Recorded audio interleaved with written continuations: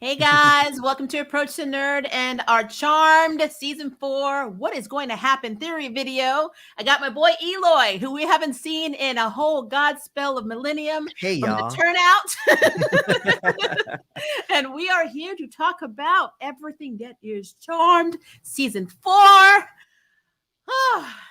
And I see you guys are already in the chat. Awesome. I love it when you start the stream without us. It's amazing. If you have not liked and subscribed to the Turnout, I did put his information in the description box, so please do that. He does amazing reviews too.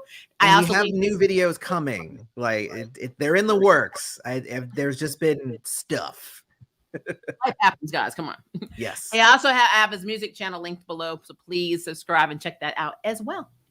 All right, so you know what the name of the game? It is Charm Season 4. What we think is going to happen. They just announced on November 5th, my brother's birthday, that Charm Season 4 was coming back on March 11th. That is on Friday. So we're getting our Fridays again. I'm excited, but again, I'm a little hesitant to be hopeful because we got all new showrunners and anything could happen.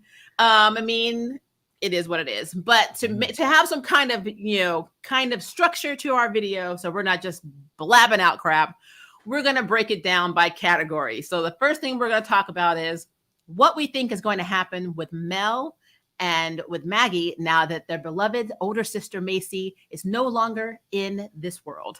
I'm going to leave it. I'm going to start off with you, Eloy. What do you think is going to happen with our girls? Oh, it's weird because the idea that like what's going to happen without Macy, it's like they really kind of operated on their own wavelength separate from Macy anyway. Yep. So I don't see a ton changing for them. They'll be very sad for 4 or 5 episodes. But their life really won't change that much, I don't think. That's just my thought on it. But I think that sharing in their mourning and their loss might make them even stronger sister-wise, which is good. But I also think it might make it even harder for a new Charmed one to come in and be a part of that. So as hard as it was for Macy to do it, I think like logistically, it'll be even harder for the new Charmed one to do that. So I agree with that. I know that the premise they said, like they did a little summary and they said, Mel and Maggie find their lives transformed by the death of their beloved sister Macy. But when their grief threatens to undo the power of 3 forever, the surprising arrival of a third Charmed one gives them a renewed opportunity to fulfill their destinies. And it couldn't come at a better time because a mysterious new enemy is rising in the shadows, instilling fear in every corner of the magical world. But as this new foe draws the Charmed ones and their allies, Harry and Jordan, deeper into a twisted game, will this new trio be ready for what's to come? ? And I'm like, wow. Of course, another apocalyptic situation. We can't just have monsters of the week. That was quite verbose, I will say, as well. Yeah, right?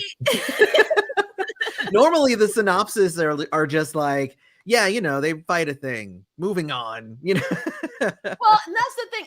When it comes to the girls, like even from what they say, find their lives transformed. Their lives have never been stable. So I'm trying to figure out where the transformation is going to occur. They are not stable in their love lives. They're not stable in their careers. They're not stable in their location of where they live. I don't know what stability they're losing. So by transformation, and that could mean anything. I'm just very curious on what we're actually losing or gaining in this transformation, because it seems like it's never really been static to begin with. Yeah. So that's my thing. And so with Macy being gone, if this new girl that's coming, and we'll talk about her in a second, if she's the younger sister, then that would probably make Mel the older sister again, which she's already been used to being to Maggie for years. So there's no real, it's like she got her position back, Right. Right. If she is older, it's going to be another like swap out, like, oh, hell, That's if she even is a sister. I'm of the impression she's not, but we'll get to that. Well, now at the same time, I'm going to, I guess, play devil's advocate against myself now. If for some reason either of them blames the other for Macy's, passing, and maybe there's something to that effect, then that could be the part that then starts splitting them apart and then could destroy the power of the sisterhood and whatnot, and the power of the charmed ones. So it could be that we start off very on the rocks with them because neither of them is willing to, admit to the other one, or, whatever.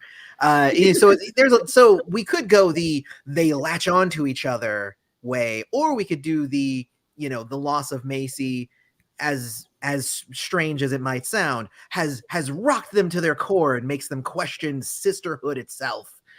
So I mean, they could go that direction. It doesn't seem plausible that they would go that direction, but they could go that direction, is all I'm saying. No, I mean, I get that. I mean, in the grand scheme of us suspending our disbelief, the one problem I have is with Maggie, because Maggie has an anxiety disorder.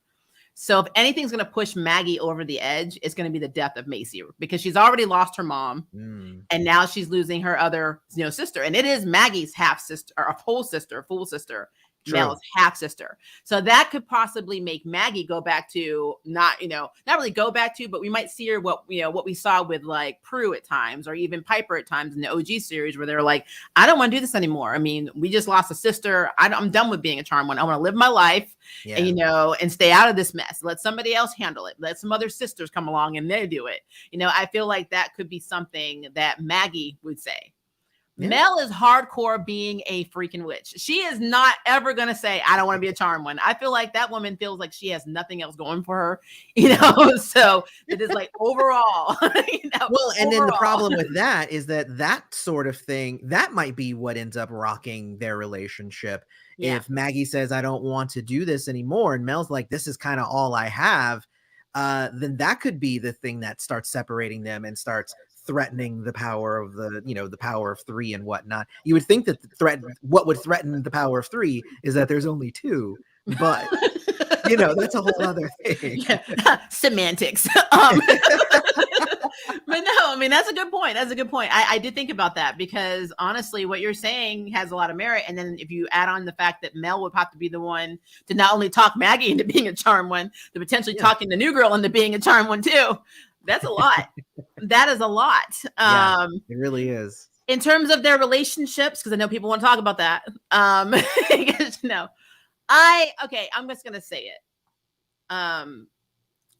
The whole Mel and Ruby thing, as a queer person, it was very U-Haul-ish for me, especially with Ruby saying, I don't want to be involved with magic. I don't want anything to do with magic. I'm separated. It's why I'm in witch protection, blah, blah, blah. And then all of a sudden that just goes out the window, like automatically. Yeah. It's like, I'm cool. I'll be with you. I'll help you out. I'm like, say what? So I don't think that the whole Mel and Ruby ship is going to sell throughout this entire season. If it does, I don't think it's going to be, something that ends up being a prominent if they get a season 5, because again, if you know anything about Charmed, unless you are married, they roll through these partners like tissue paper. As it happened in the OG series, it'll happen in this one. We don't know Ruby's last name. We don't know anything else about Ruby. I mean, other than the fact that she is now a yes woman for Mel. And that's really sad, because I think Ruby was at a lot of potential. But in terms of relationships, because I know that was something that was asked, Mel and Ruby, I think, are going to be season 4. They're going to be a couple. I just don't know if they're going to get the same backstory or exposition that Macy and Harry got, because it was the Hasty show. It's just what it is. Yeah.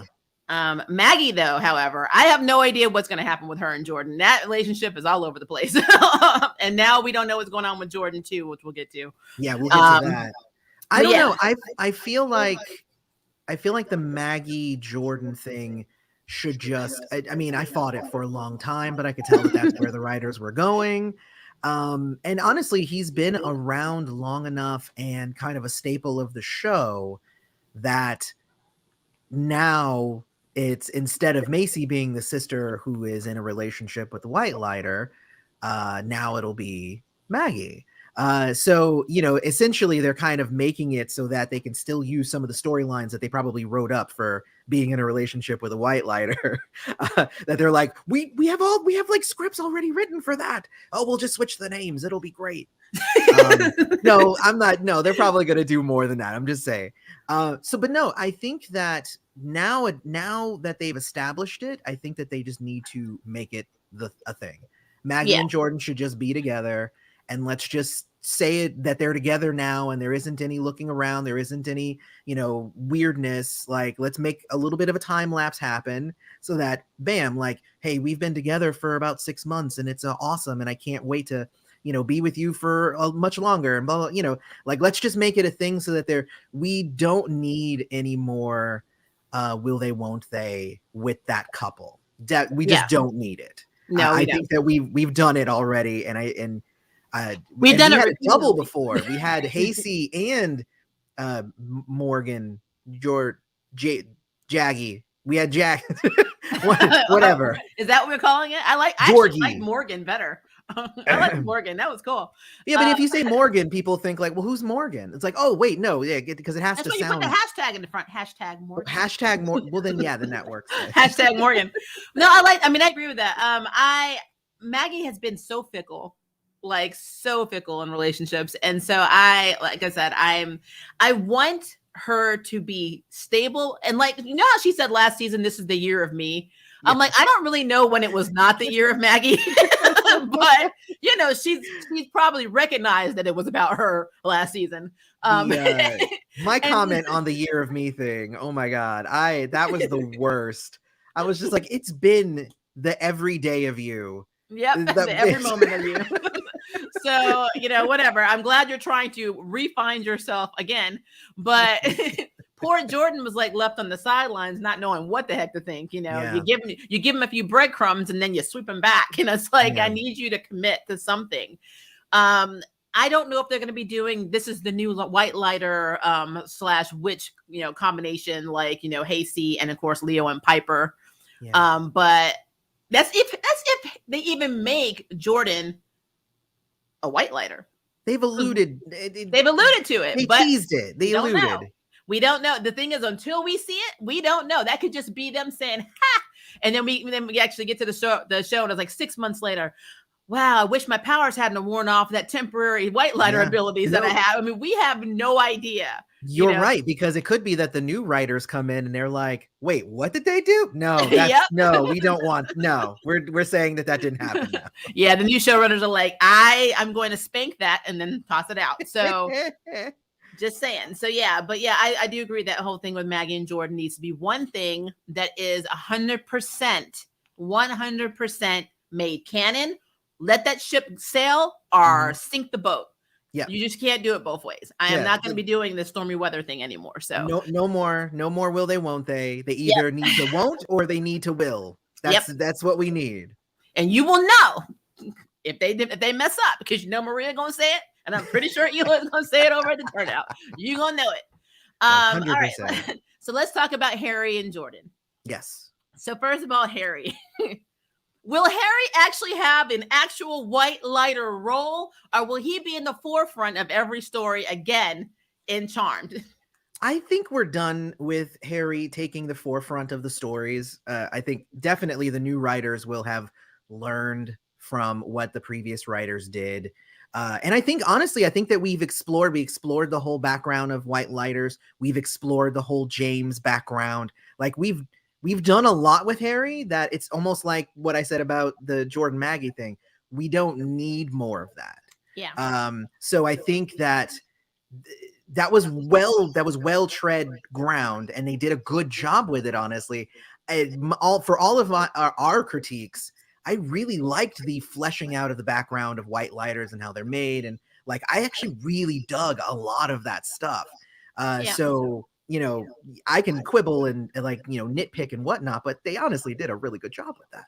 Well, no, the origins of white lighters was good, but I didn't mean to cut you off. But just like really quickly, the one thing that bothered me about that is I have no problem about how the elders, technically how they had the elders, how the white lighters were made, how dark lighters were created. But then once you get past that, you have this whole magical world that you have advertised that you don't explore.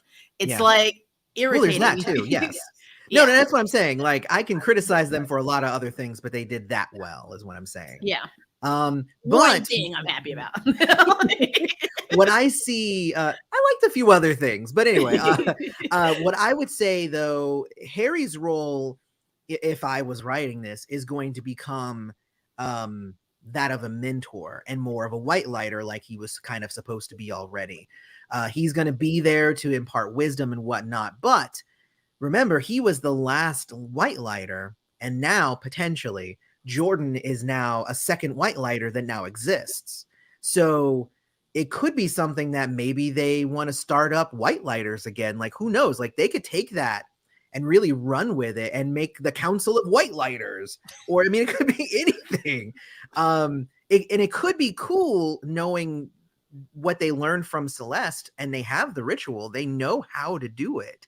And they now know how to do it without having to separate souls and create nasty things and all. Like, they know how to do it in a good way.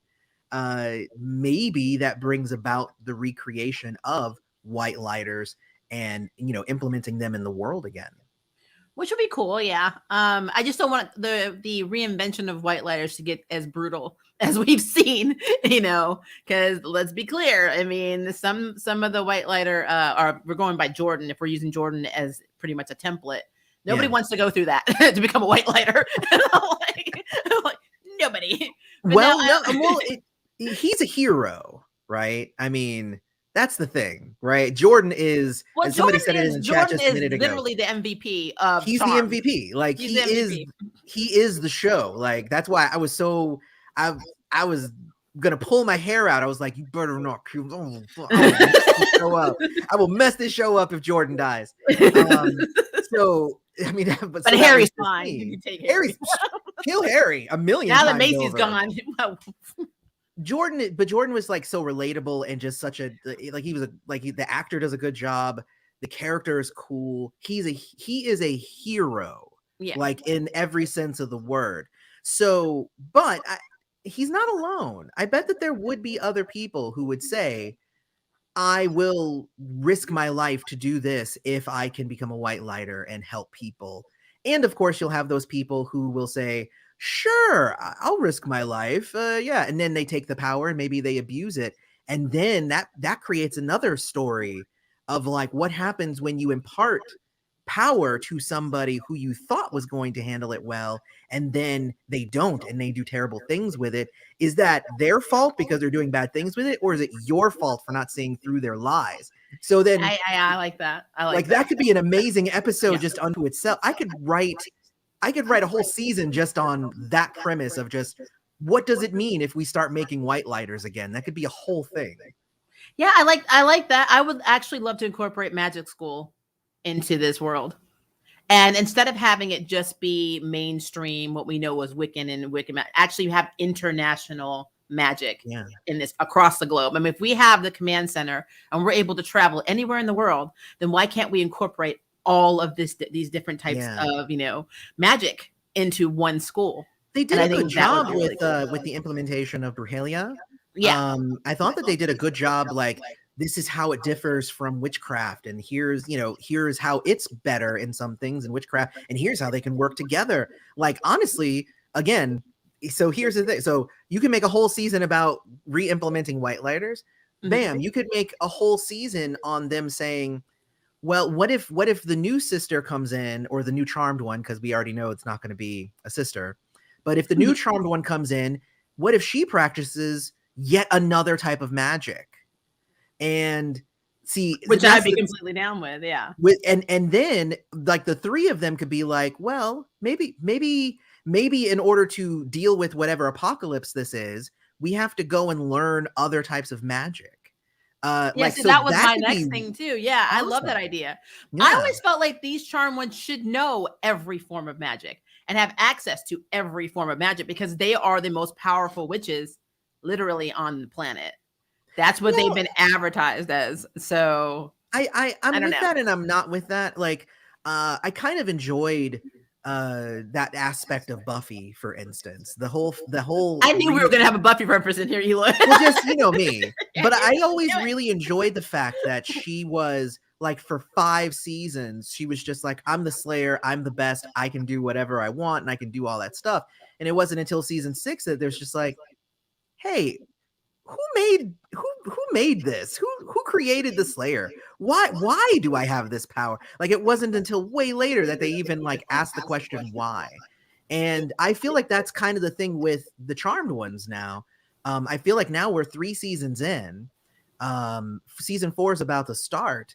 We know how Charmed ones exist, and we know that they exist in cycles, and we know a lot about them, but like, where did Charmed ones come from? Like, what? Like, I mean, we know that like because not even the prison guard people at the Perfecti, they even said like, oh no, we fought the Charmed ones back then. So Charmed ones are older than them. Yeah, and that's really that's actually cool. But yeah, there's no backstory to that. So what does that mean? What does it mean to be a Charmed one? Is it like Buffy, where like there's a spirit that's traveling from person to person? How do you get chosen to be a Charmed one? Those would be really interesting things to explore as well.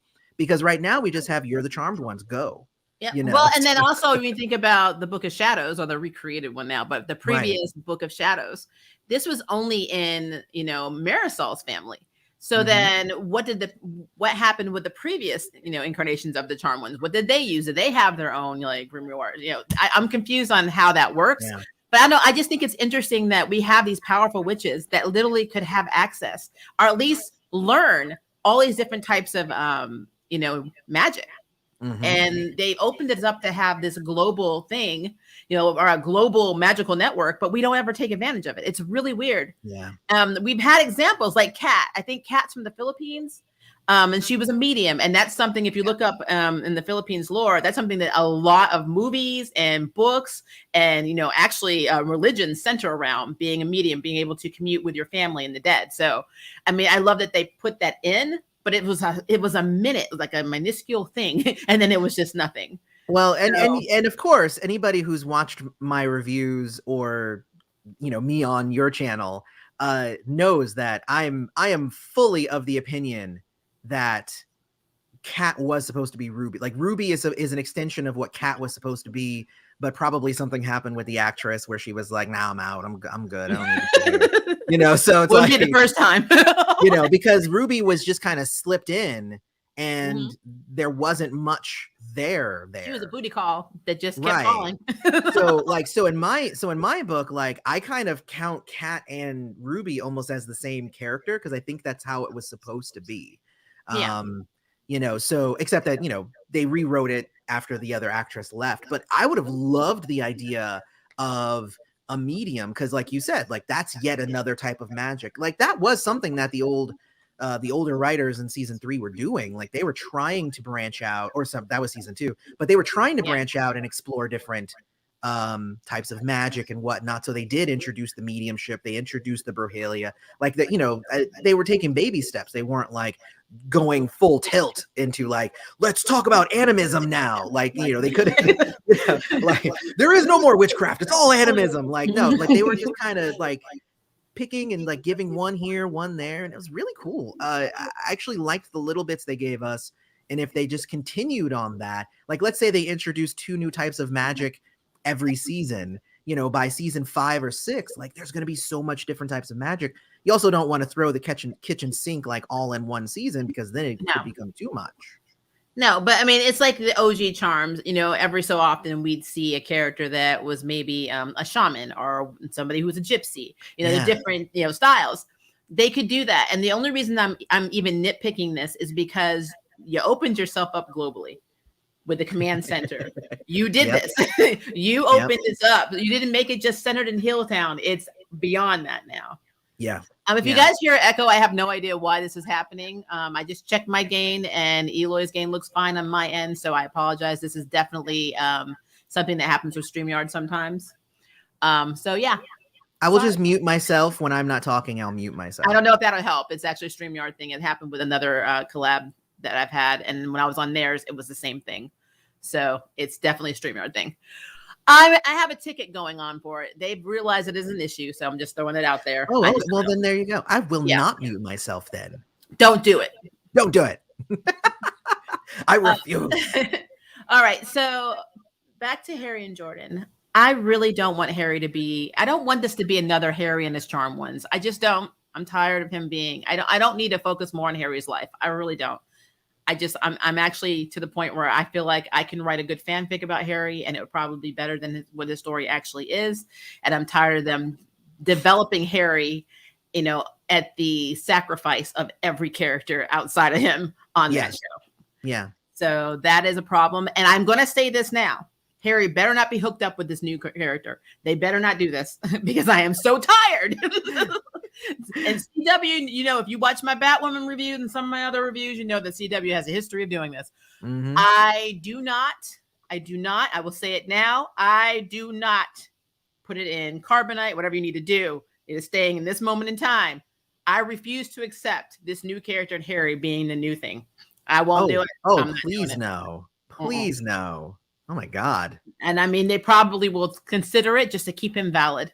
There's. I didn't want it to happen originally with Macy. Like everybody was just like, "Oh, did you see how they were looking at each other?" And I'm like, "No, I refused. No, it shouldn't happen. No, please, no." And then the show just kept going in that direction. I'm just like, nobody listens to me. Yeah, we try to, Eloy, but we move on. But actually, after a while, I didn't mind Hasty as much. I minded the fact that he himself became more important than the charm ones. Yes. And it was very weird. And so I cannot, and I will not. And they will I'm with you. I'm with you. It would be very gross. Now, I will say we need to say what we want for their futures. And I wanted to say for Jordan, because I know Jordan is one of your favorite characters. I want him to have his own law firm where he actually helps, people, where he, is more like a public defender or, maybe an immigration lawyer, something that aligns with his morals. Because we saw that he's very capable of being a corporate lawyer and going out there and getting the job, but it makes him unhappy. Right. And since I don't know what's going to happen with Safe Space because Macy is now gone, I don't know who's going to inherit. I doubt they're going to give it to Swan. They should have gave it to Swan, but I doubt they're going to give Safe Space to Swan. I don't know if we're even going to have Safe Space. I'm confused. Let me see. I think that since Macy wasn't married and had no children, it would go to her next of kin, which would be Maggie and Macy. So, or her dad. Is her dad still alive, right? I thought Dexter was dead, but again, I don't know. We've had so much Harry exposition that everybody else just went out of my brain. So I don't remember. It could be her dad. If her dad is still alive, then it could be to him. No, I think Dexter's dead. Okay, well then it would be the sisters. They would inherit it. They would inherit it. Let us know in the comments, guys, if Macy did make a comment about her dad dying in season 1. It's been a minute. I don't know. Go ahead. Well, I think that Harry and Jordan, if they Jordan becomes a white lighter, I think that they should have like a managerial and employee type role where he's training, Jordan on how to be an efficient white lighter. And then, just basically. Well, here's how I see it. And this is how I would do it if I was writing this again. I would have Jordan open up his own law firm, like his own little small firm where he helps supernatural people. So like Cecile does over on The Flash with metahumans. Yes, okay. But not on a show that has gone downhill. So I should have you on my Arrowverse shows. Oh my God, I had to stop watching it. It wasn't. The Flash got so weird. It's not just The Flash, trust me. But no, I like that. Now, I guess because he knows about the magical world, even though technically, if they take his white lighter, we're saying speculated powers away, he still knows about him. And if he ends up with Maggie, then he's dating somebody in the magical world. So at least he will still be connected. So I do like that. That's how he would contribute, by being a lawyer of his own firm and helping other magical beings. Now, what would he be helping them with? Are there like magical trials? Because that would be kind of cool if there's like a magical court system. It could be. Because he was a person in the magical court last season. So he could be like, no, we need to refine and redefine everything that it comes to when it comes to supernatural court. And like he could just be like, let's apply human law to witch law and start Ooh, I actually like really that. fixing this. Wouldn't they have to reestablish the court though? Because I feel like that's the perfectized court. Yeah, I mean, I guess we need to establish a magical. I like it. I like the idea of having a magical court. That would be very cool. That's a good direction of putting that in. Yeah, it could be cool. And then, like, you know, the charmed ones would be judges. You know, I wouldn't know. I wouldn't have the charmed one be judges because they, especially if it was somebody they like, they play favorites. We need to have people established in the universe, like white lighters that could be judges. Maybe there's only 2 white lighters now. Yeah, maybe really fair judges that passed on and became white lighters could be. Yeah, I really like that idea. I mean, or it could just be people who, or even if we didn't go that far and like redefining everything in the universe, it could just be that, like, you know, if a what if there's like a fairy who it looks like that he or she got into an accident or something, but it was really just a little bit of magic. So they go to Jordan because Jordan knows how to kind of like explain it away in legal terms so that they don't get in trouble based on this thing that I mean, it could be something as simple as that. So that he can kind of help them stay out of jail. So he'd be like a human law translator. yeah, a little bit. I mean, so just so that you have these, because you have to imagine there's like, demons and whatnot who, can't teleport and whatnot. Like that was because like, Abby was very powerful, so she could do that sort of thing. But like, what happens if like a demon gets into a fight with a regular person in a bar and he gets arrested? Like, what happens to that demon? Like, like they're not going to survive in jail because they're a monster. So it's not going to be good for anybody involved, even the humans who have to arrest, like they're going to end up dying, so instead of, it could be something like maybe the truce is there because now Jordan is like the person you call. He'll be like a Better Call Saul kind of character, but instead of for criminals, it's for, supernatural people who have been branded as criminals, but they're really not, and they need him to help them not go to jail and not get in trouble. Or try to get them out in some way. Or try to get them out. Yeah, I like that. Now, what I'm worried about is, since you put this out in the cosmos, that the CW is going to hear it in the line, because they're still filming. They can still make changes to the script, and they're like, we like that idea, but let's make him the attorney for the charm ones. And I'm like, no. Well, I think he's already that. He cannot continue to be their bitch. No, he is their psychologist. He cannot be their psychologist and their lawyer. I'm like, well, he can be their lawyer if they start paying him. If they start paying them. With what? With all of their millions that have been inherited from Safe Space and Macy now. Please, they don't inherit any millions from Safe Space. They're probably on their last leg. Because remember, as in the season finale, the company wasn't Julian's company wasn't doing well, so they were cutting ties with Safe Space. So Macy was already trying to figure out how to get funding for the public. What if Macy was smart and already knew that she was going to die? So she sold all her shares at max value and put all the money away and was going to surprise the girls, and then ended up dying. You're so cool, Eloy. You're using your writer's brain. You can't use your writer's brain when we talk about CW. That's not how this works. We can put out what we would like to happen, but that is not what actually is going to happen. What's going to happen is, I have faith in these new writers. I really do. And I want you to, but let's be clear. The best writers are still limited by the producers and the CW network. So the CW will be like, we don't have time to flesh that out. This is a 45-minute show with commercials. I'm going to need you to just let the fans imagine how they have money. Yeah. Right? I mean, that's what they've done in the past. So yeah, I mean, well, I'm convinced that every CW show has a bank account that everybody taps into when they lose because they never have to go to work. Like, I lost my job, but I still have my lights, my house, my car. I can still buy clothes and go out. I mean, it's ridiculous. So it just reminds me, I just started rewatching Seinfeld for some reason because my wife wanted to, and we just got to the episode where George goes into his job and quits. And then he goes back, and then Jerry's just like, but what are you going to do to pay all your bills? And he's like, oh no, what do I do? And he's just like, why don't you just walk back in on Monday as if it never happened? And I'm like, Well, oh, that's gonna be so we could even do something like that. I think that would be well, cool. well, I mean, I think they could do that, or they just follow the Superman and Lois logic. They own a farm. They owe mortgage on said farm. They never farm anything, but yet they still are able to pay for everything, even though they have no job. There's 0 jobs. Lois is no longer working for the Daily Planet. Clark was part-timing it as a kiddie coach at his kids' high school. None of that equates to more than $9 an hour in a town that's already impoverished. They saved for months. They saved nothing. And that farm, you don't even know, that farm is actually in the Philippines, where the dollar stretches a lot further. So Smallville's in the Philippines. Yeah, it seems like it's close show. because he's Superman and he can travel really fast. But this is a brand new show. It's all right. The farm itself is in the time bubble that for some reason exists within the Philippines while its surroundings are in Kansas. Like, I think we've solved it. I think we've solved it now. All right, let's talk about our new girl.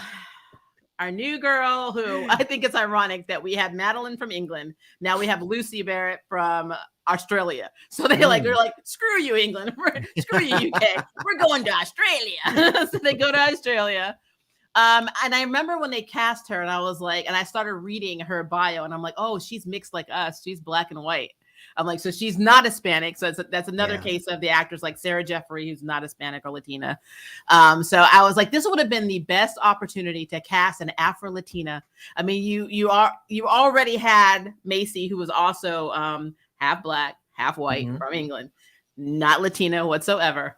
Right. You could have literally made up for it. Like, what the hell? And then what happened? Which is why I think this girl is not related to them. This is one of the main reasons why I feel like she's not. Because I don't think I'm pretty sure that they've said that out loud. They said it's not going to be a sister, and I'm trying to track exactly where I read that. But they said, like, a lot of people were saying, like, it's going to be a sister, new sister, new sister. And I think that they came out and said it's a new Charmed one. That's why they keep saying it that way. They don't. They also said it's something. She's coming in a way that has never happened on the Charmed period, not OG or this show. Right. Which means more than likely she could be an alternate reality Charmed one, or she could be a Charmed one from a previous Charmed group or set that's died. A cool idea. Yeah. That's a really cool idea. I mean, and now we know that, like, so the book that had all the names of the old Charmed ones in it, we know that, like, one of them would die and I guess become part of the magic tree. So I guess that's a thing that happens. But, like, yeah, like, what happens if the magic tree spits out one of the ones that died before, and, like, okay, you're gonna get this one.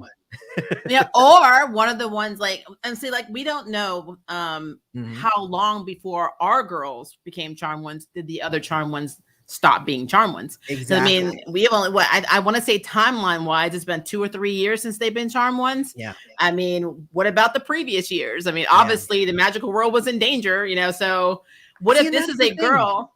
That's the thing that I was saying before, is like they haven't really defined that part. No, I don't think they haven't. They never defined it before either. But, like, you know, if Buffy dies, another Slayer is immediately called. Yep. You know, and so one of the Charmed one dies, and then the other. And so what's so interesting to me, though, and this is just me, is that Marisol knew her daughters were going to be Charmed ones. Remember in season 1, she's like, I have 3. So she knew that she gave birth to Charmed ones. How did she know this? Is it from her premonition ability, or which I'm assuming that's what they're trying to allude to, or is it because the elders have like the access to this book and they're like, well, we know that your daughters were written in here too. You know, they're right here.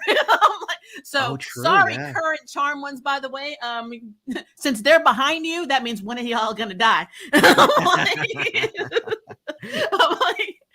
I mean, isn't it cool though if it is a previous set of sisters? And she could have been the youngest or the oldest. And maybe one of the sisters or both of the sisters died. And it makes you realize that the Charm lore in this world, the sisters can be interchangeable. If you lose one in one group, just pull one from one that's still living in another, and bam, power 3. That is going to be really interesting and probably going to tick a lot of hardcore OG, Charm people off. Well, now, and again, that if they did go that route, which honestly, that sounds like an amazing route to go. That in and of itself changes the lore and the world building itself. Yep, it changes the Because entire game. yeah, well, because then it becomes a question of like, well, yeah, one sister dies every time, but what about the two surviving ones? Are they still alive? Can we look them up and get counsel and advice from them? Maybe they should make up the new witches council. Like, like maybe now it's the charmed council, like Yeah. it's a council of old charmed ones. I mean, it could be any number of things. Like, and again, it's weird because of the way that the show is formatted and like set up. You don't even think about the previous charmed ones. Nope. Even when you have a whole book with all their names in it, you're just like, is Halliwell in there? No. Okay, well then it doesn't matter because we only care about what's happening now. But also, no, you're right. That could totally be a thing. Like, and even if it's like to each generation a set of charmed ones is born, a generation is only like 20-25 years. So there could be old charmed ones out there, you know. So and then, like I said, the only other alternative I would think of is that she's a charm one from another timeline. Yeah. And then that would make sense age-wise, that she somehow, because I mean, future Mel was able to come back. This could be she could even be a future charmed one. She could be a charmed one from the future. Who basically comes back in time. The problem is, well, not problem. I guess the benefit of having new showrunners, new writers, is that literally the world is their oyster. They're revamping a lot of stuff from what they're saying. So it could be anything. And we've already established time travel. What if she is the baby from the future? Oh, from Mel? Like she's Mel's baby. Then I have a question. Go for it. Who's the daddy? I don't know. Some dude in the future. Okay, and so this is I'm just gonna say this because this is something that and I know a lot of people were in their feelings about too. As queer women, like we have children, we have surrogates, blah blah blah. I'm bisexual, pansexual, so my daughter was from a relationship with a guy. If I was a gold star, or as Mel put, she's not a gold star. She tried to sleep with a guy, but she didn't like it. It is hard for me to wrap my mind around Mel hooking up with a guy. Mm-hmm. So then it just makes me question, who did she get the sperm from? I mean, because that's how that situation went down. It wasn't her having sex with this person. Mm-hmm. And so that is something that would be interesting. And then on a side personal note, if you were going to do that and make her Mel's baby with somebody else, then you should have casted an Afro-Latina, because Mel is the only character in the whole show that is fully Latina. And so that would make no sense. And I probably would be, I would be my feelings about it just as much as I would be. It's just as much if you had a full Black character and their baby came out being half white and half Latina, it would still be an issue for me. Because I would agree with that. I would agree with that, especially since Mel is 100%. So the baby would have to be at least 50, like at least 25, because sometimes people's DNA like overpowers other parts. Like it's DNA is interesting because as a child, it's not like you just get half, you pull both from parents, everything. Like my mom is 30% Scottish and I am also 30% Scottish. Oh, cool. I am 53.9% because my mother was full Scottish. So welcome to the clan. You got a little bit more than half. Yeah. I mean, more because directly my mother was the first person in her family to ever come to the States. So there you go. There you go. So that's what I'm saying. So it's like DNA is weird, but it would have to have at least a little bit of Latina in there. Well, I guess, and to play devil's advocate, because she's 100%. Like my dad is half Black, half Native American, and his dad's full Native, mother was fully Black, Nigerian American. My dad has a lot of Nigerian traits. He looks more Nigerian. I think most of the Native came to me. My Native American is higher than his, even though his dad is, he's 50%, genetically. My daughter got 0 from me. When we did our 23andMe, she has no Native American in her at all. She has Vietnamese, Chinese, African, and Scottish. But we also have Bengali in us. We have a lot of Bengali, which is interesting because I had no idea. So somebody in my family is playing around. Well, and that's all I'm saying is that they could twist some stuff and be like, whatever, or whatever. It's basically in the womb. She's who she pulled the genes from. But for me, having Mel be fully 100% Latina, both her parents are Latina or Hispanic. I feel like so here's the other thing. Here's the other thing. What if Mel was just the surrogate? And it's Now actually that's somebody else's that could baby. be a thing. That But it could have been picked a up thing. maybe some of the Charmed One traits because she did carry it. Well, okay, I have a question. Maybe this is gonna fuel some more speculation here. And the episode where Abby and Mel went to the future to find the piece of the source necklace. Yes. We saw Ruby walking towards the grave with her granddaughter. Mm-hmm. Now, I know that Mel's supposed to be dead. Mm-hmm. But that means Ruby, if she's the grandmother, had to have had children. So if we're going to sail with the Mel and Ruby ship, then maybe this girl could be the future daughter of Mel and Ruby. And it wasn't Mel that carried the child. It was Ruby that carried the child because Ruby is also magical. Yeah. I mean, it could be, except that we know that Mel carried some sort of child. So we do. In the future and in the past. In this regard, maybe because of the timeline different, or because things are reset or whatever. We don't know what happened when that baby went back to the future. It could have reset everything in time because the events that played out in the future didn't happen. They didn't have that apocalypse. So that timeline should not even exist. If we're going by comic book lore, it should not exist anymore. Do you guys see the reason why time travel is tricky and you shouldn't just use it willy-nilly? You should not do MCU, that. you hear us, MCU? Yeah. Timelines, MCU. Like, give me that endgame shit. But now, I mean, would that be interesting if that girl is actually the child of Ruby? Yeah.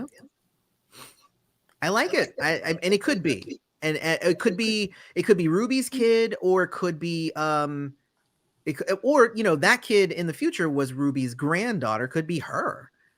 So she doesn't have any Latina, because what if Ruby and Mel adopted a kid? Well, it could be a surrogate too. Yeah, Ruby they could have picked the donor, and then Ruby could just have been the carrier. Exactly. Like it could have been any number of things. So we solved it. It's done. So that's what we're saying. She's either a former Charmed One. Yes. She's from a different timeline, or she's Ruby and Mel's daughter, with Ruby being the carrier. So if any of these three things happen, we said it here first because we are magical creatures. I have a feeling that none of those are correct, and it's just going to be like, yeah, I know this girl who could probably be a Charmed One. Oh, Candy, cool. Hey, now we have a new Charmed One. Our friend hooked us up. Who? Joe. Well, I mean, what? That'll be me. What? First part of that review would be me doing this.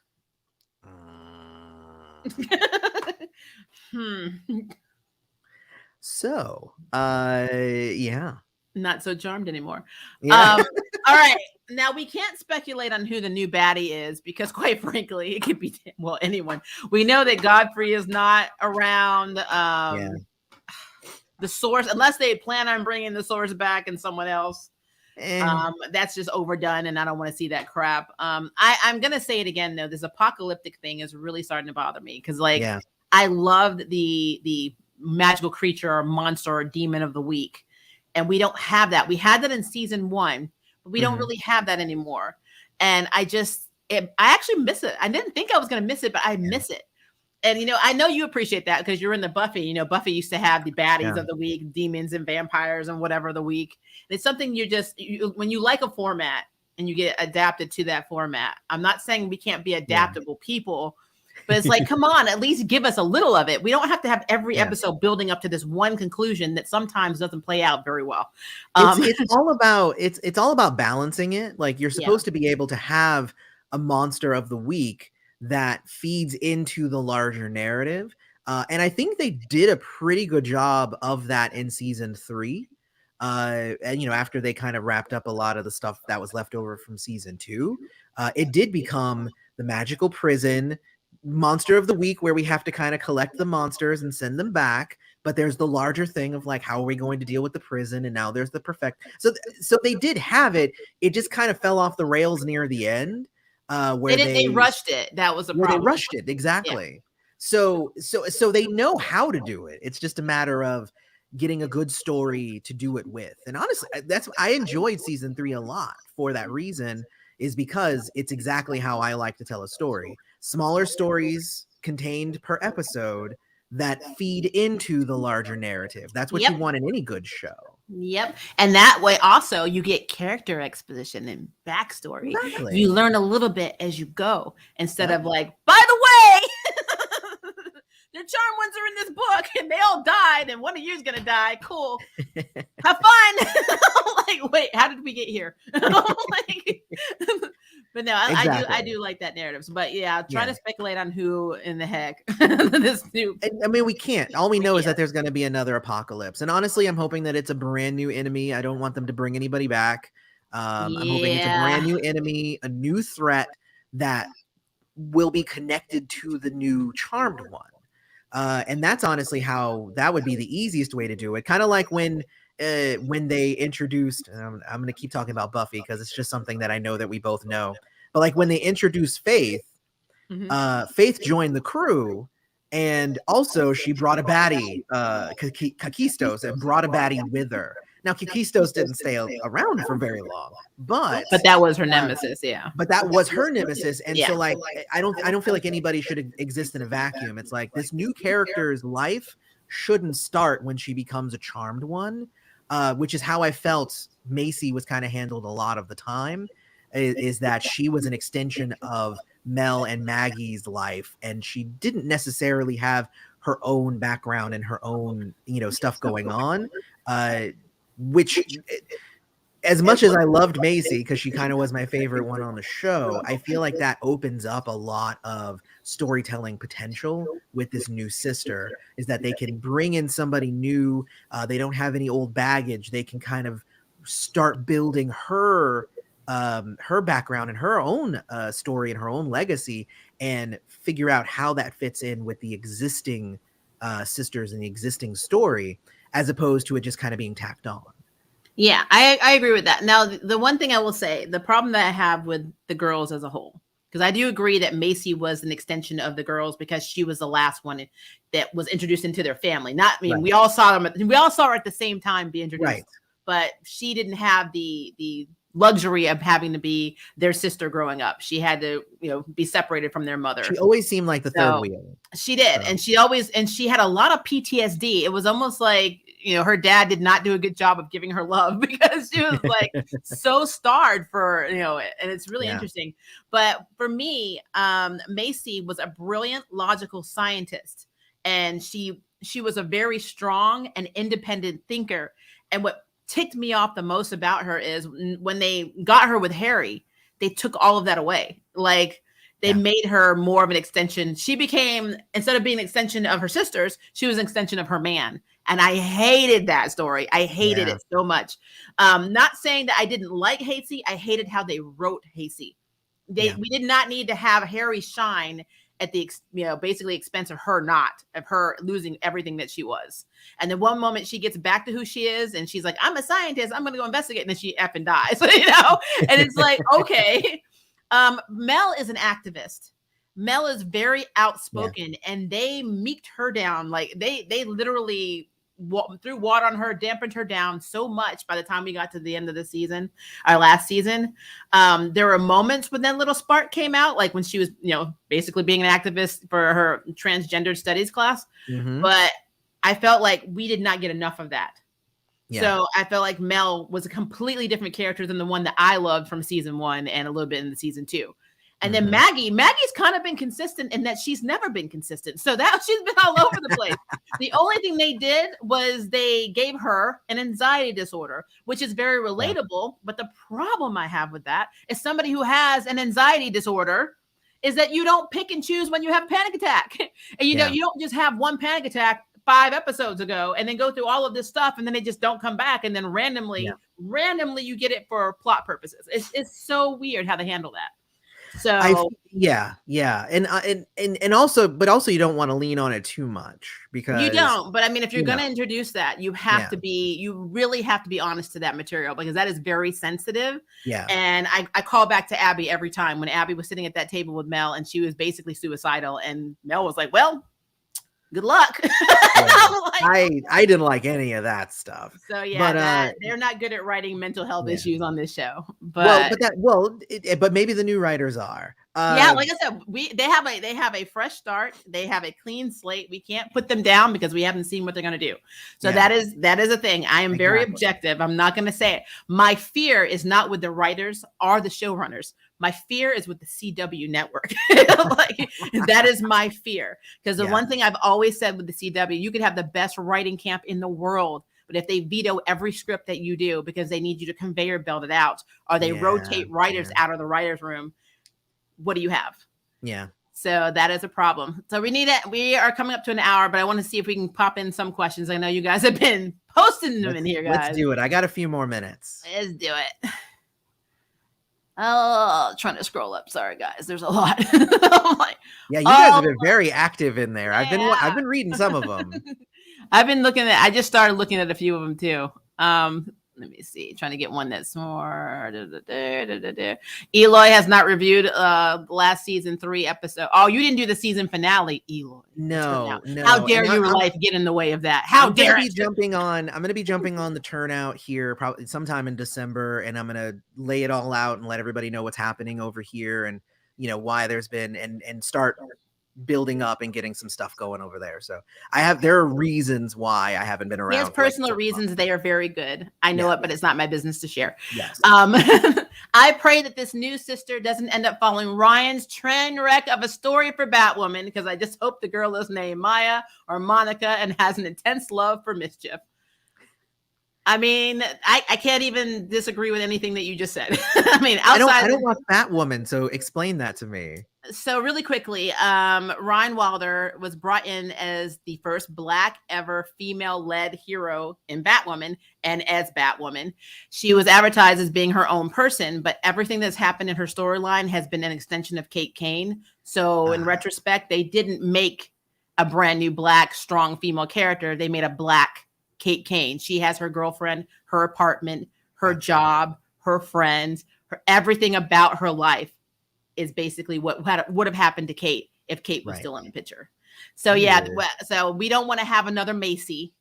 We don't want to have her coming in and being a Macy replacement. We want this character to be her own original, her own story, her own backstory, her own person character in this series. Well, and I think that's why I'm 100% okay with having new writers on the show now.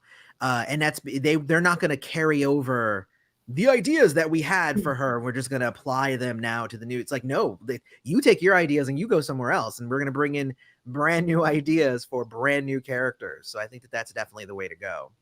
Yeah. I think this is more towards you, because I did my review, Eloy. Can you at least tell us what you thought of the final episode of season 3? It was so the final episode, and like, again, I'm going to do an actual video for it, was really well done. The episode before the final episode was so I feel like the send-off for Macy was very well done. And what it told us was that, I don't know, it implied that there was a stronger relationship between everybody, and that it was that it would hurt a lot if she left, but we just didn't get that the whole rest of the show. But it was beautifully shot, acted. Everybody did an amazing job acting. So, I mean, I have no complaints about the episode itself, except that it felt overly sentimental compared to the stuff that came before it. And see, if you watch mine in a nutshell, I didn't hate the episode, but I had a lot of problems with 3 sisters who were basically spent most of their time apart, having that much of a bond only in the final episode. And then as a curly hair girl, what they did to Macy's hair during that wedding scene, that was literally character assassination. They knew better than that. They knew. And so there were a lot of little nitpicks that I had about that. Yeah. But, But I mean, and basically you just said what I just said, but slightly harsher. So. That's who I am. I don't hold back. See, this is why I have you, the yin to my yang. So, I even drank my decaf, Earl Grey tea to try and make sure Angry Grandma. Everyone knows Angry Grandma. You got to get with it now, Eloy. I have Angry Grandma avatar that I apparently become, and I have named her for everyone when I lose it. They see it a lot during Arrowverse, trust me. They see it a lot. Let's see here. I remember season 3 having a lot of breaks. I hope this season will not have as many. Well, I mean, it's probably gonna happen. Well, and didn't they say that the season was only going to be a shorter It's season? made 12 right? or 13 episodes long. Yeah. Yeah. So in order to stretch it out, well, no, because it's starting in. Oh, it's going to be a summer show. It starts March 11th. It's basically going to be a summer show then. Yep. Like, so yeah, there shouldn't be any breaks if it's a summerish kind of show. There probably be like maybe one or two. They'll only do it if basketball season interrupts, because I noticed whenever basketball season comes in, they will stop airing it for 3 or 4 episodes. So there you go. We'll see what happens. I hope Abby comes back. I love Abby. I don't think she's coming back. I do love her though. I love Abby, and if she did come back, it'll only be for like an episode or 2 or whatever. That was the thing that I had speculated about before. Was, obviously before the new sister and the casting and everything was announced, I was just like, what if? Because remember, in the nightmare episode, that was Macy's horriblest nightmare, was that Abby would replace her as one of the charmed ones. And I was like, wait a minute, what if they actually like ran with that and like Macy's dead, let's just pee on her on her grave and make Abby I knew 1.55555000 trillion % carried the 5 infinity points, that they would never have done that because they would have been canceled if they replaced a POC woman with a white woman. I know where we live. This is 2021, man. That wouldn't happen. I think it could have worked with the establishment of that character. I know you believe that, but you have to think about our social climate here. They would have been canceled. Canceled. The logo of Twitter would have literally fallen on their building and taken them all out. So we already know.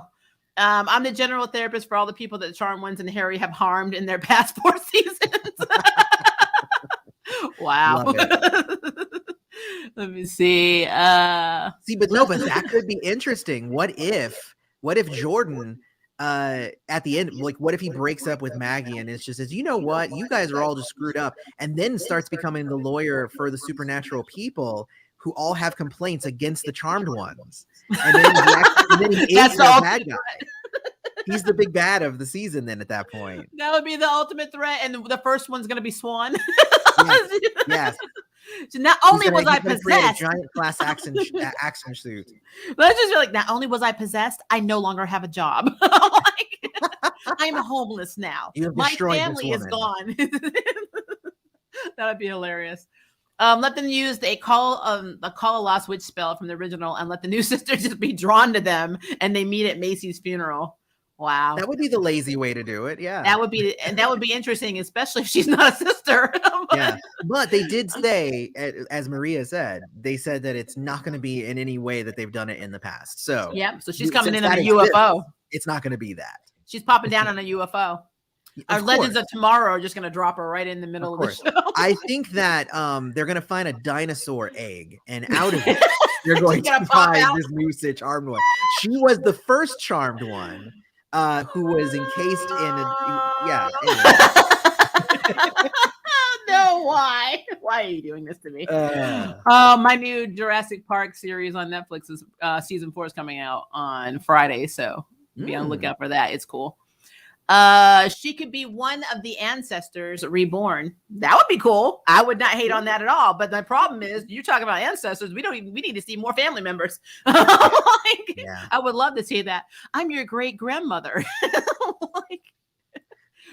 On whose side? It could be interesting, but yeah, I don't think that we've explored that enough in the show canon already to make that a thing. It would be introducing something too new, I think. Yeah. I'm just waiting for Nina to make an appearance and rock their shit by going after Jordan, stripping them of their stable and truly only reliable friend or ally. Well, I mean, to be fair, it's not anything that Mel and Maggie haven't done to other people, because they got their people originally, Nico and Parker, through cheating. So, I mean, keeping it in. They can't. I better not ever have an episode where anybody says, you cheated on me, you dog. I'm like, let me go back to episode. Lost your mind. Marvel and DC. Eloy, I am loving your logic right now. I got a lot of it. He tries.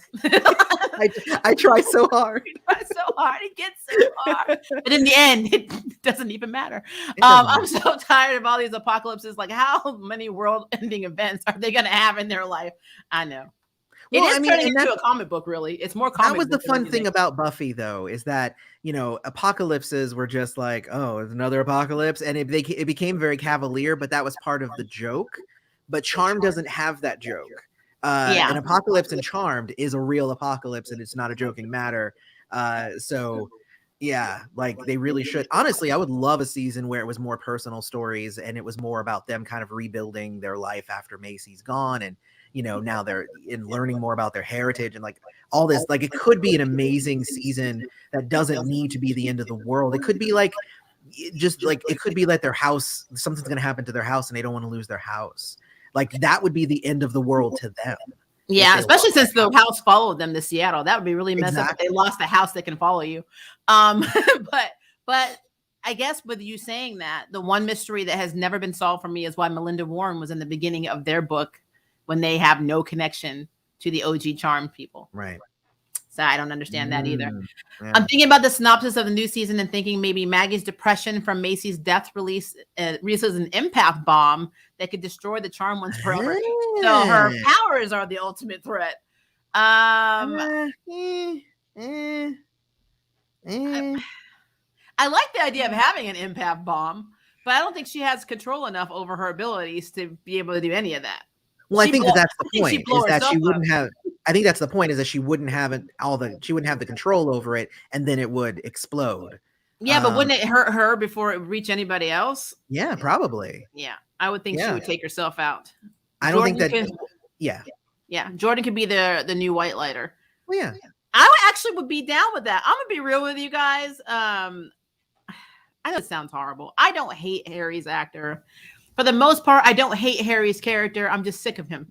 So I don't want to see him. I want him to go abroad to Bridgerton, where he's now filming or whatever he's doing, and just stay there for a while and let Harry carry it. I mean, let Jordan carry it. Let Jordan be the new White Lighter. I mean, he's essentially more helpful anyway. Well, I think that could work because, again, if we cast Harry in the role of more of the mentor to Jordan, then at that point, then he basically becomes kind of like Celeste. Like, we don't need him there all the time. We just need him there if there's something huge going on. Yep. And I think that's completely okay. And I think would fit in well with what they've built so far. Because that's the whole thing. The last thing that we need is for there to be even a soft like reboot in season 4. We don't want that. I want a continuation. I don't want them to be like, wow, that was crazy what happened. So anyway, now back to the new normal. It's like, no, it's like it needs to progress further, and there needs to be reasons why it's not the way that it used to be. So, you know, but I'm excited though. I'm still very well, like I said, we can't get upset or nitpick because we haven't seen it yet. So it's all a blank slate. Can someone please tell me why Maggie has her inception but not empathy? Or is it like it's like having mind control but not telepathy? I can't tell you that, because I mean, if you're thinking about it from a comic book point, which I know a lot of you on here are comic book fans, it doesn't make sense. Yeah. But in this magical world, I guess it does. Well, I mean, there are characters who have mind control and not telepathy. Kilgrave is a good example. He can't read your mind, but he can totally make you do stuff. Jessica.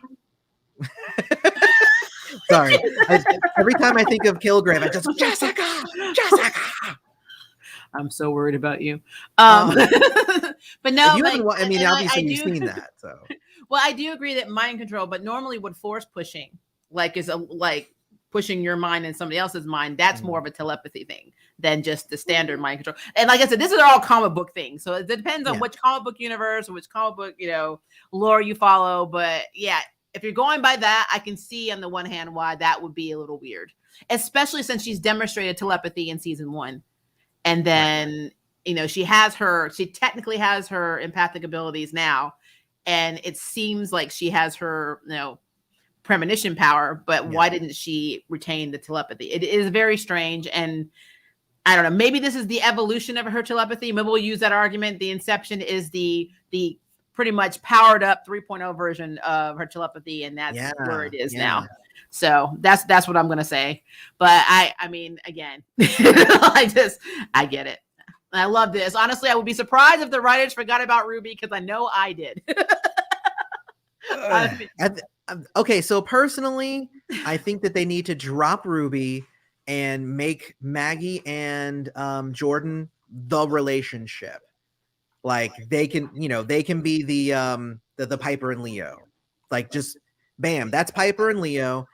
Anybody else, they don't need to have other standing relationships. Anybody else can just date around or whatever. Like we don't need to have everybody like at the end of it, like everybody's married and in a stable relationship. Like that's not, let that's Mel series finale stuff. Yeah, Mel can go be in a throuple. Like I don't care. Like, like do whatever. Do you right? Do you, like who cares? Please don't put Mel in the throuple because she's the only LGBTQ plus kind of representation we have, and I'm tired of that. Put Maggie in a throuple. Now Make Maggie. I don't care. What I'm saying is that as long as Maggie and Jordan are together, that should be the standing relationship. Yeah. And if you have more than one of those, like that, because that was the thing, is that Hasey was fighting with Jaggy constantly for like screen time and like the will they won't they and blah blah blah and what's going on with their relationship, and it became too much about the relationship and not much about the apocalypse that they were fighting. Yeah, see, like, and this goes back to the apocalypse again. Like, yeah, I agree with that though. Now I'm wondering, Maya or Monica, we're naming this person. We don't have a name for her yet. Is going to be just a regular witch, since Macy did delve into both demon and human paths as a darker parallel to Paige, even though we had Jada right there. I know Jada was such an amazing character. Don't get me on my feelings about that. But they describe her as being like, she has a sense of humor. She's kind of activist, like, Mel. She's an artist. They made it seem like she was spray painting, murals, and she was a street artist. So she's going to be a completely different person than Macy in that regard. What if they went like the Kamala Khan kind of idea? Like, what if she's a witch who's like a huge fan of the Charmed Ones and goes she's through all this stuff and figures out like a ritual where she might get power to match theirs, and be a charmed one. And obviously the news of a charmed one dying is going to spread throughout the witch community really fast, and she could be like, what if that would be the dream? And then she comes up with like some weird spell and she pulls it off, and then bam, she's but she's not like the little sister. She's almost just like the obsessive fangirl that they have. You know what? To caveat off that would be really interesting if she found a spell to rewrite reality and make herself a sister. Yes, and she's not actually a sister. And then her whole thing is like her trying to make sure to maintain this spell so that her whole world isn't like blown up. Pretty much. There was an episode of what episode? It was an episode of Agents of S.H.I.E.L.D. that was like that, where like all of a sudden there was just this extra person and everybody knew them and all this stuff, and they didn't explain it. It was just he was just there, and then like you find out later on that that's like his power.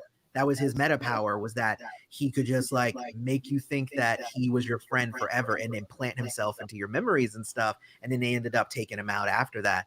But yeah, oh my God, totally. That could work. Yeah, I think that would be, you know what? I think I really like that idea.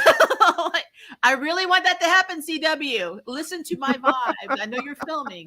Make this character do a spell because she wants to be the new Charm one.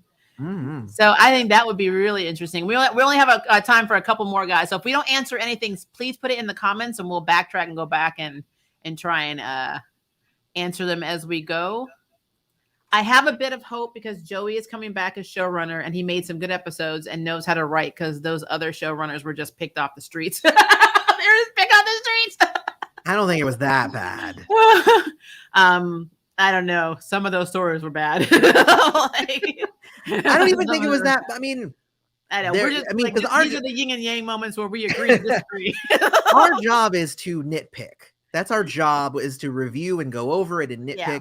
But honestly, if I watched it without the need to critique it, it's been enjoyable up to this point. and I have enjoyed the show. Otherwise, why would I still be watching it? I enjoy the characters. I can't say I've enjoyed a lot of the plots because some of them have been convoluted, some of them have no continuity, and it just like you can't take somebody from point A to point B to point Z, and then expect us to be able to play catch up. My job as a viewer is not to fill in the blanks of your storytelling. And that's how I feel. I don't feel like I ever have to fill in the blanks. I don't need to have this stress in my life where I have to figure out how these women are eating when they don't have a job, a social security number. I don't need this. I don't need this. So that should have been spelled out very easily with one sentence. We have a bank account. We have this good thing. We have all the savings from when our mother died in the life insurance policy, or we'd be screwed in Seattle. All of that could have been like literally 30 seconds. Yeah. But that is something they just did not feel the need to tell us because I guess they either felt we were really intelligent and would just know it automatically, or they didn't think about it themselves. So, Exactly. It's what it is. It's what it is. All right, let me scroll down to some of the recent ones. And again, 2 more and we're done. 2 more. I know it's 14 minutes over. I want them to dive into not only different forms of magic, but different magics and witchcraft, like sigils or candles or knots and mirrors. Ooh, yeah, artifacts. That would be cool. I would love to have different, because I mean, they do a good job of finding artifacts they need to do spells themselves or ones they need to spell. But it'd be kind of cool to find like more artifacts and like sigils and stuff that are allies. That's pretty cool to use as a weapon. Like, every role-playing RPG game needs that. Like charmed RPG. I think that'd be really cool. Scroll down. I'm trying, guys. If I don't pick you guys, it's nothing personal. Like, I promise you. They would reestablish the court system for the magical community because I can see Jordan learning more on magical creatures and explaining the creature laws that help these creatures so that they stay undetected from the mortal eyes. Basically, Jordan would be a better version of shadow hunters. I like that. And you just threw a shadow hunters reference in there, and I got exactly where you were going with that, and I think that would be very cool. That, Nicholas, yes, and yes. I like Sean said the demons kills them and never goes to jail. That's very true. They don't really have. It makes you really wonder what kind of system they have in place for all the demons that kill all these mortals in the first place. They must have the worst crime spree ever in Seattle right now. They have vanquishing. That's what they do. Oh, you killed a mortal? Well, then you're vanquished. Because the charmed one said so. Okay, and Kevin, I'm just going to answer it because it's really short. I wonder if we'll ever see Safe Space next season. I hope so, because Swan needs a home and she needs employment. And honestly, I kind of feel like the girls do too, because Mel might not have a job anymore. I don't even know what's going on with that. So and somebody's got to pay for Maggie to go to school because I don't think she got a scholarship or financial aid. So, so yeah, we need to do that. All right, Eloy. It has been amazing having you here on this show. Course. I have missed doing collaborations with you, sir. So we must do this again, and I know we will. Yes, let's do it. We must do it again. Yeah. But guys, again, if you have not subscribed to the Turnout, which I doubt you're not subscribed, considering how much of many of you have been showing your love in these comment sections. Thank you for everybody, by the way.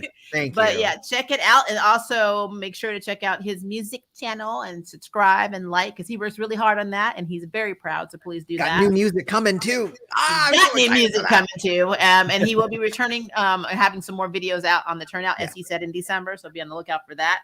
If you're not subscribed to Warriors of Sarah, my motion comic, I have a new banner up. Go do it. It is awesome. You'll have a lot more. It's coming next year in 2022, but you'll have a lot more content coming very soon. So be on the lookout for that. I'm not subscribed to that. I'm going to have to go get that. You need to subscribe, prescribe, revive. Just click that button. Make that change. It is in the description box. We will have to get together again to collaborate on when Charm starts. I will be doing Friday night reviews, but I have no problem doing our collaborations where we talk about speculations, because me and Eloy, we write this show. We just write the show. Hopefully we write a version of it in our minds, and sometimes when we pull out jokes, sometimes the plot happens, and that's not fun. But it is what it is. But all right, guys, be on the lookout for some more videos. You know, we got, of course, our Arrowverse videos. The Ashihime videos are coming out, and I have spotlights coming out. So all this stuff is coming this week. So be on the lookout. And yeah, we will talk to you guys later. If it is night for you, have a good night. If it is day for you, have a good day. And see you in our next video and stream. Bye, guys.